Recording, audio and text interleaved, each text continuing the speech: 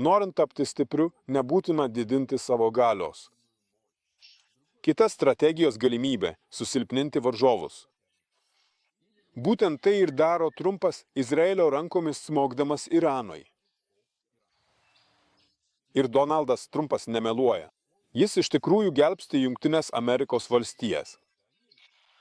Kova dėl išlikimo pasaulinės krizės metu.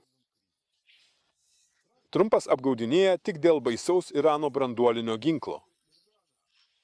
Tačiau Jungtinių Amerikos valstijų valdžia priversta kurti pasakas, kad pateisintų savo kišimas į kitų reikalus.